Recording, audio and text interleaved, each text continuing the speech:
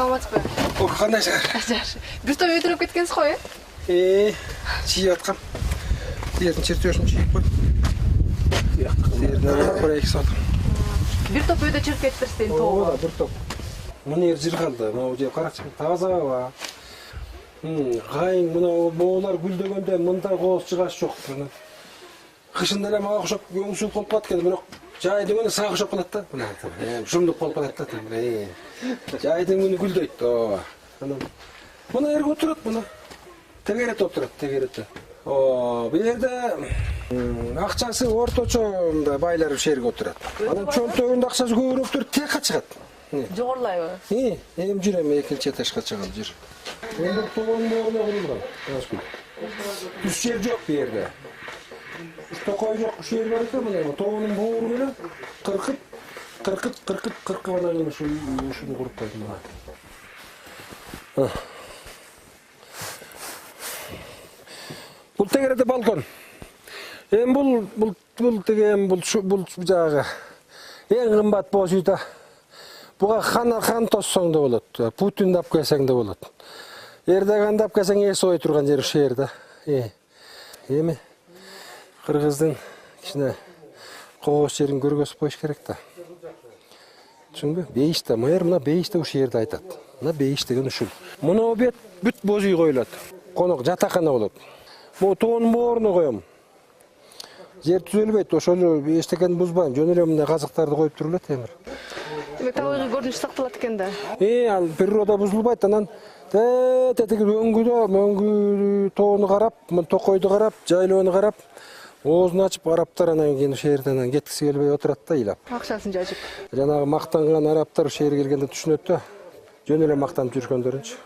Анан жанагы буржана дейт, буржана бирденке деген бар экен, 800 метр ошого чыгып алып мактанышат экен. Бул жер андан бийик да. Ал жер деңгээлинен 800 метр бийик экен. Бери 2000 метр жерде турган жери 2000 метр.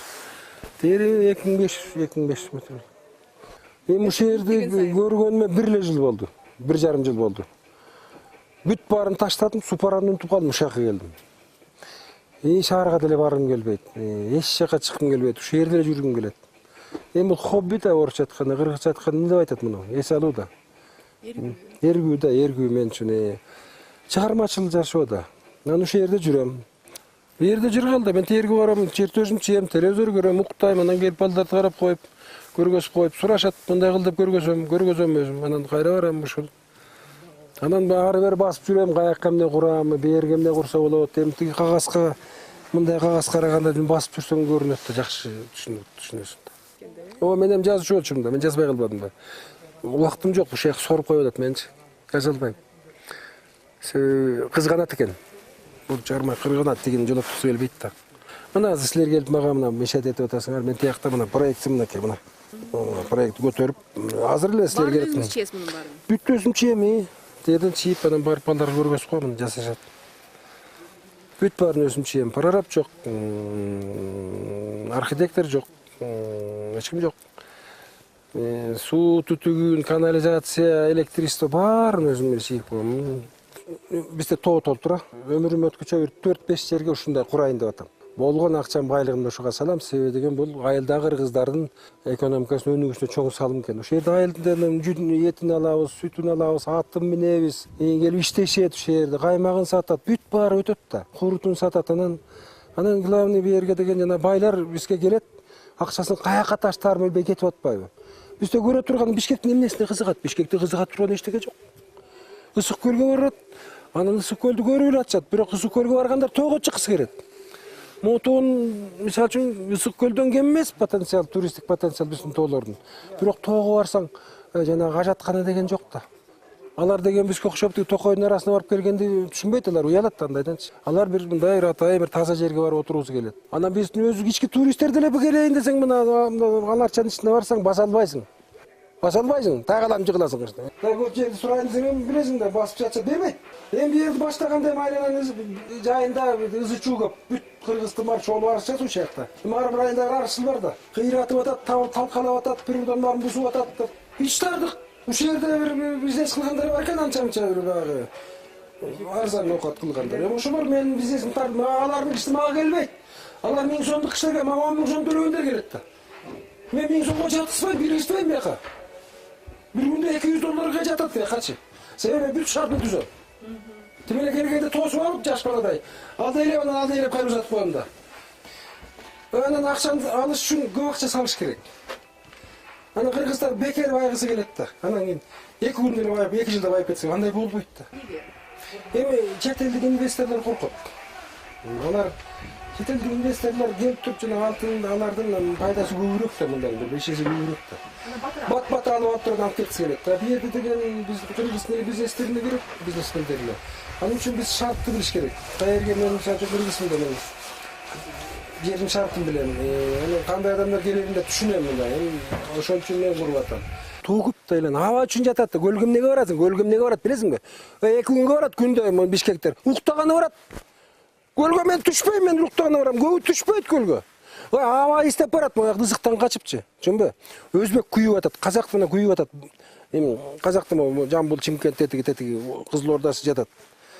Ысык. Ошолор келсе, эми кымбат кылбай тоо туризми кылсак, тоо туризминин несі жакшы. Буяктан баягы элди салып кетет, кымыз. Сүт ичирип ошону менен кызыктырыш керек экен. Бул мен өзүм ошону айыктым. Мен 20 жыл ооругам. Хронический бронхит болуп, астма болгон, газ калган, ошо басалчы эмесмин кышылдап. Азыр мен артыма кууп жетпейсиң. Ошо бейнин сүтү дар экен, адам иммунитетин көтөрөт экен. Туурабы? Ошон үчүн тоо туризм деген бул адамдын денсе болуунуңдучу. Бул жанагы больницаңда да кереги жок, курортуң да кереги жок. Мен канча дары алдым? 1000 деген, канча 1000 деген, 100 000 деген акчалар кетти. Канча дарыландым. Суу самырдан бир боз үтүгө коюп, бир бак кийипке кошомат кылып баягы бак кийиптин шайлоого барды жибергенден анан боз үтүгөнө путулдум. Ошол жерде 10 кумус иче койдум. Сүт иче койдум. Ошондо байкалдым, ошону жок болду мына, жок мына, жок. Эми жыл сайын сүт ичем. Өкмөттүн саясатын билбейм, мен өкмөт менен деле ишим жок. Өкмөт ушундай тоо туризмине мындай салам деген жерге жоктон жолун салып берип койсо, жок дегенде. Мен Кытайга бизнес кылып келгем, аякта кайкырсаң жолун берет экен, электричествосын тартат экен, анан суусун тартып берет экен, ошо инфраструктураны түзүп берет. Анан калганын бизнесмендер кыла берет. Туурабы? Өкмөт колдон келсе эле жолтос болсо эле болду. Эми муну жерди салып атам. Эми далай келет эмеспи? Папкасын көтөрүп. Я, кандай кылабыз депчи. Билесиң да. Могу ресторандар курбайт болчу, бу жерде мен кымыз эле ичире турган жер кылайын деген, бирок лыжный база курулуп калбады, бияка мен билген эмесмин. Ошону уккандан кийин жасап койдум. Жер келген адамдар байлар келет. Анан алар лыжы тепкенде, лыжы тебүүчүсү келбейт, лыжы тепкенде да эс алып отуруп көңүл ачыш үчүн келет да. Комплекс болуш керек. Комплекс бар, анан бу жерде массажы болуш керек, бильярды болуш керек, бассейни болуш керек. Анан Крымга баягы Сочиге жүрүп жаткан бир иностранецтен сурашпай киши келеби иностранецтен. Эми ал спортту көргөндөн кийин да бара турган жери бар, ошого карата жараша болот депчи. Эс ала турган, көңүл ача турган жер керек. Ошондон. Мону карачы, могу эмне деген жер? Сосна да, э? Жок, могу да лиственница боларчы. Ай, булар шумдук когос болот да. Шумдук. Жүрөм, бияка кирели. Мына буяндай, мына жактан чыгат кухнячы. Карабайсың, балбары бияка бүтүн чыгып кетти. Могу жерге, могу жерге. Буга кереги жок. Могу эле момдой тур, момдой. Могу тийсиң да, кыры, могу жерде момдой болсун. Анан мону сопка заты булар менен күндө сөгүш жүрө албайт да. Отту бир көкмөзө келет, катуу жагы ен. Кыргыздар да билесиң, бер немистер иштеген жок. Эне адамдын факторун жок кылбаса болот, кетесиң карабайсың. Түтөт. Жок, баяктан кирип. Ой, мен жакса бирок түтөбөт, я. Кирип отур, эшиктен карап. Жана тетес чак. Бул жерге эме кылышат, тиги барбекю. Ой, кийин муну дагы жанагы эжең ошо келчегим, директори, эми спорен директорду мен байкуш эле куруп бергенде эле билем. Анан ушундай керек дейт, бир жактан көрүп келиптир да, мага да жагып калды. Анан муну жасап койдук. Эми баягы кыргыз тили бир жакта үйрөнөбүз. Эми бу жерде бүт таза материалдар, натуралдык материалдар. Могу тактайды лакыт менен жаппай. Бул кедир деген жыгач, кымбат жыгач. Бул жыт чыгарып турат экен. Мен интернеттен окусам, бул кымбат жыгач экен. Анан бул деген абаны тазалап турат экен. Анан адамга да мындай жакшы эс алдырат экен. Шылып бир дарылык касиети бар экен да, кыргыздарда ыйык жыгач деп отур, кыдыр деп башалар. Анан калган кара жыгач, анан баары тең эле колго жасалган. Эми берде бышт турса шилекай көбүрөөк жеп акчаны көп таштайт деген эле эме да бар. Могу үстөлдөрдү көрдүңүзбү? Могу үстөлдөрдү мына. Ушул жерден жасалды. Мына мында үй-мүйүстөр отурат кыргыздар. Бул үстөл ушул жерден жасалды. Бул деген кара жыгач деген кымбат кооз жыгачтар. Эми мунун буттарын көрбөйсүң, мында жок, каяктан сатып аласың? Бул кыргыздар гана ушун жасашы мүмкүн. Эптеп, септеп, колуна тийген жыгачтан урап, кооздоп, анан жасап койгон жыгач мына. Тигил башкача, бири-бирине окшогон, эки окшош нерсе жок бу жерде. Сен кыргыздын окаты да болчу. Биз деген баягы серия кылып өңгөн эмеспиз да. Чынбы? Бирок колдон нерсинче кооз жашаганга аракет кылган элбиз да, чынбы? Уникалдуу турбайбы? Ушуна кыргыздын мына. Тиг койдун тереси, жыгач. Бул отунду эле сатып алган жыгачтан жасадык мына. Кыргыздар отун жагып атат, кара жыгачты жагып атабыз. Буунда баарын эле. Жаңгагын эле жагып атабыз жыргап эле. Анан Кытайдын сасыган эмесин алып келип тараканы бар кырылып калбадыбы? Эми тараканы 80 киши отурат. 80 киши, 90 киши. 80 киши жакшы отурат да. 70 киши келди. Анан тиягынан 80 киши отурат. Эшке чыгабыз бияка мына. Күнү эшке чыгам. Өзү келди. Тайган. Өзү келди, өзү келди, жүрөт. Кыргызстан өзү келди. Берди болот. Шашлык бышырган жер. Тандыр бышырган ишылып барбекю, мунун баары ушул жерде болот да. Таш мангал, могу жерге таш үйлөр курулат могу жерге. Бир жерге таш үй деген аябай популярный болуп атпайт аякта, таң калып атат. Анан могу жакка да курам, бияка да очередь болот. Таш үйгө очередь аякта. Бишкектен жасалып келген. Кран менен терни ирип туруп эле, кран ушуну жүктөйт өзү машина өзүнө. Машина өзүнө жүктөйт, анан өзүнө апарып каалаган жерге коюп коет. Бул переносой мындай, бул патенттогон. Муну көчүрүп да кетесиз. Көчүрүп кетсем болот. Өзүңүздүн Авторлук үйлөрүн бешик форма карабайсың, бешик да. Бул бешиктин формасында мына ичинде тиги жанагы санузел бар. Анын ар жагына жата бересиң. Жарайбы? Кенен 3,5 2 кишилик да. Терне телевизор, холодильники болот. Санузел биякта айнеги чоң. Табиятты карап отурат да. Ушундай айтып жасаган. Аябай жылуу экен. Кышында ошол жерге жатып чыгышты. Эшикти ачып коюп жатып атышты. Мына да мына кийизге окшош көрбөйсүңбү? Ошо мен да таап алдым. Онда эч жери жок көрөлөксүң да, жаңы келди. Ошо жаңы таалып. Мына эми. Кийиздин өзү болот да, карабайсың. Кийизге көрүп койгом. Жытыда жок мына. Мына жытыда жок. Сон жылуу. Түр-түрүн таап алган экен. Мына жүндүк майдалап тургандан кийин шоп болот экен, бир күйбөлүп эле кетмеген мындай. Анан катып кургандан кийин кат экен, болду.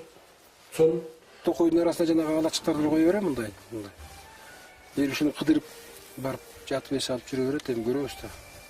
Анан бу жерге карагатты кейин деп атам, кожогатты кейин деп атам. Дагы бир алма бирдеге өрүктөрдү тигип коюн, өссө көрүп, өспөй алдамайынча кызык эксперимент да. Тоодо эмнелер өсөт, эч ким муну кылып көрө элек да. Мисалы үчүн суу самырда биз алма өсөт деп ойлочу эмеспиз, кызыл ой дегенде. Көрсө өсөт экен да. Дарбыз бышат экен да. Мен кийин түшүндүк да. Балким мында деле өсөт. Берки деле өсүп калат, эми көрөм да. Мен аны текшерген киши жок да. Лондондо завод жок да, фабрика жок, эчтеке өндүрбөйт экен. Мен таң калгам. Алар деген дүйнөнүн акчасын баарын чогултуп алган эл да. Банковый система бар, финансовый система, каржы системасы көп өнүккөн аябай. Анан соода садык, туризм башка эчтеке жок жерде. Ошо да. Жок эчтеке башка. Ой, тоонун баары эле бош жатпайбы? Көлдүн тегерегинде тоолор бош жатат. Могу чүйдүн тегерегинде тоолор бош. Бошко бараткан жолдун тоолордун баары буруп атышат, бирок аяка чоң акча салыш керек да. Көп жеринде свет барган эмес да. Мына ушундай өкмөт деген ушундай кооз жерлерди таап, ошо жерге жолун салып, ошо жерге светин алып барып, анан конкурс жарыялап туруп ошону сатсын. Жерди участокты бөлүп, керек болсо проектин жасап, анан мындай, анан ошону сатсын да мындай. Же болбосо ошону салбай туруп, ошонун проектин жасап, момундай жол салабыз, момундай кылабыз, ким алат деп туруп анан ошо жер сатсын, мага ошонор бар аны алабыз да. Анан кийин ошентип өкмөт менен чогуу иштесек, анан ошондон кийин экономика өнүгөт. Эсептеп деле көрсөңүз керек, балким мисалы үчүн ушул туризм өзү. Анын ичинде тоо туризми, мисалы үчүн кыргыз экономикасынын канча бөлүгүндө тартып кеткен? Биле албайм аны. Бир менин оюмча 10%, 15% тартышы мүмкүн деп ойлойм да. Мындай. Орой айтканда себеби деген өзгөчө көл тарап, Чүйдүн тоолору, анан нарын ушундай жерлер бар. Соң көлдө эле мен дагы үйлөр жасадым биякта. Соң көлгө да кийин ачам го. Жүктөп барып, жүктөп кетмечи. Кышында иштебейт да аякчы. Эми таштап койсоң деле соң көлгө да куруп койсок болот. Бирок азыраак да. Убактысы азыраак да. Мына азырынча биринчи могу шаарга жакын жерлердин перспективасы аябай жакшы. Шаардагы адамдар бар эс алат да, мына ар бир капчыгайга куруш керек ушундай айтыш айнат. Жерге батпайт эл. Батпайт. Кийин көрөсүң, могу жерге батпайт. Мен көзүм жетип турат аны. Мен айткандай эле болот. Азыр мисалы үчүн ошол тоо туризмдин канча потенциалы колдонуп атат деп ойлойсуз? Нөл да. Жок да. Жок да. Кандай көрбөсүз каякта бар. Тоо туризм лыжный базалар эле курулган. Аны реклама кылыш керек. Аны деген жанагы кымыздын касиеттерин айтыш керек. Анан кымыз деген ал сүт менен могу жердин сүтү менен суусамырдын сүтүнүн эки башка да. Мен ошон үчүн мунун төрүндө жайлоо бар экен, ошого чыгарайын дедим элерди. Суусамырдын сүтү башка болот. Соң көлдүкү башка болот. Асайды кандан жакшы болот. Бетеге жеген бээнин сүтүнүн дарылык касиети да күчтүү болот да. Эми анын туристтеринде түрлөрү бар да. Мындай бийик, ушундай токою жок жерге барып эс алгысы келет, бийик жерди көргүсү келет. Ушундай жерлер бар. Соң көл мисалы үчүн аябай Каркыра, шумдук жер. Ушулардын баарына курса, эми мен ага өмүрүм жетпейт да. Мен карып калбадым мен. Эми азыр жаш болсом, бир 30та болсом баарына жетишмекмин. Эми аны билбейм анан. Бирок мен ошол 3-4 жерге ушу жасап кетейин деп атам. Эми ал мындан башкача болот. Кийинкиси башкача болот. Түрлүү кылып, проектisi башкача болот. Бири-бирине окшоштурганда болбойт да.